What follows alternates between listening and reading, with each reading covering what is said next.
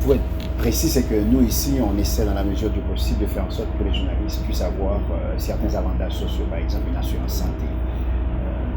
On se bat pour ça.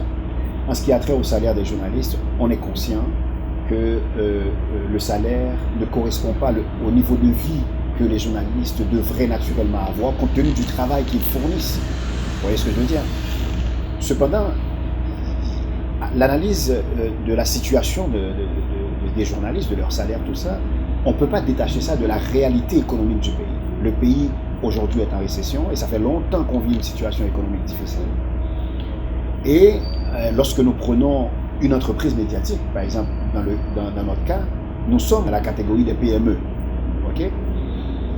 Alors, lorsqu'on détermine les sources de revenus de l'entreprise, ce qui nous permet de payer les journalistes, c'est d'abord la publicité venant du gouvernement et aussi venant du secteur privé. Bon, le secteur privé, vous savez que la tarte est quand même assez petite, d'une certaine façon, puisqu'il y a déjà beaucoup de médias. Pour combien d'entreprises? Très peu. Je n'ai pas les chiffres avec moi, mais il n'y a pas énormément d'entreprises. Puis l'autre chose aussi, c'est le gouvernement. Donc nous avons un problème aussi avec le gouvernement, il faut le dire, c'est que le gouvernement n'est pas régulier dans ses paiements. Donc souvent, on se retrouve à avoir des dettes sur vraiment de très longue durée avec le gouvernement. Donc pour une entreprise, c'est catastrophique, c'est très difficile. Donc tout ça, c'est des choses qui ont une influence énorme sur la circulation de l'argent au sein de l'entreprise. Donc ça crée des problèmes. Donc je ne dis pas que c'est exactement ce qui est responsable de ça, mais ça joue. Parce que on est toujours en train de se battre pour trouver les moyens pour pouvoir payer les journalistes.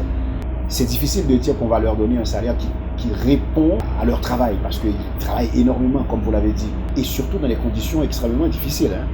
Difficiles par rapport au fait que c'est l'état du pays, c'est la sécurité. Des fois, on est obligé d'envoyer nos journalistes dans des zones non sécuritaires, donc les journalistes travaillent dans des conditions très risquées.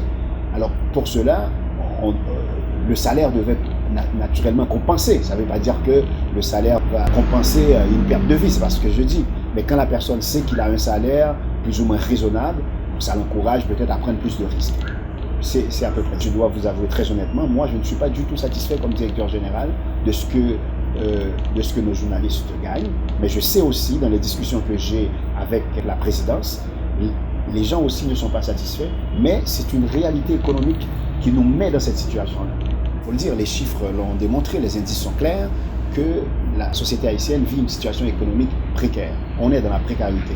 L'inflation, et puis aussi le pays est en récession. Vous pouvez juste regarder ça avec, par exemple, le taux de dollar. Ça donne une idée claire de ce que nous vivons comme situation économique. Mais ça, forcément, a un impact négatif sur les entreprises, surtout les petites entreprises. L'autre chose que j'aimerais ajouter, c'est que dans certaines sociétés, ce qu'on fait, l'État s'organise pour permettre à ce que les petites entreprises puissent fonctionner. Ça veut dire à partir des mesures d'accompagnement. Une des mesures d'accompagnement, généralement, qu'on utilise, c'est par exemple l'impôt, les retours d'impôts qu'on donne, aux entreprises. En Haïti, on n'a pas ça. Ça veut dire, nous, comme entreprise, on ne se sent pas encouragé. D'ailleurs, un des facteurs fondamentaux que je pense que l'État néglige, c'est de dire qu'une entreprise, qu'est-ce que ça fait? Ça crée des emplois. Ça veut dire que le salaire soit petit, misérable ou pas, mais ça crée des emplois. Ça donne la possibilité à cette personne de pouvoir rentrer un peu d'argent. Donc nous sommes dans une dynamique de création de richesse. Est-ce que l'État comprend ça? Alors quand l'État comprend ça, ce que l'État fait, l'État s'assure que cette entreprise existe, que l'entreprise puisse continuer à exister. Ce n'est pas le cas. Moi, je vous donne la garantie. Si aujourd'hui, si un LFN ne fonctionne plus, c'est la communauté qui va sentir ça. Mais l'État, ça va rien dire à l'État. Parce que l'État ne cherche pas vraiment à travailler à ce que les entreprises puissent continuer à exister. Donc cette dynamique de dire que je vais faire en sorte que les entreprises puissent exister pour créer des emplois, l'État ici ne pense pas à ça. Alors, moi ce que je dis, c'est que comme entreprise, c'est à nous de créer d'autres sources de revenus qui vont nous rendre beaucoup plus indépendants de ces deux sources de revenus traditionnelles, à savoir l'État et puis le secteur privé. Les médias à l'extérieur, c'est ce qu'ils arrivent à faire. On est dans une situation concurrentielle, tu comprends?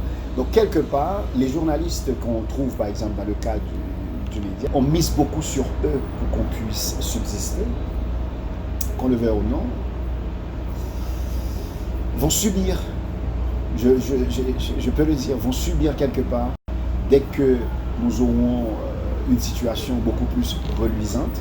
C'est sûr que, comme je l'ai souvent promis à mes journalistes, ils vont sentir l'amélioration dans leur poche.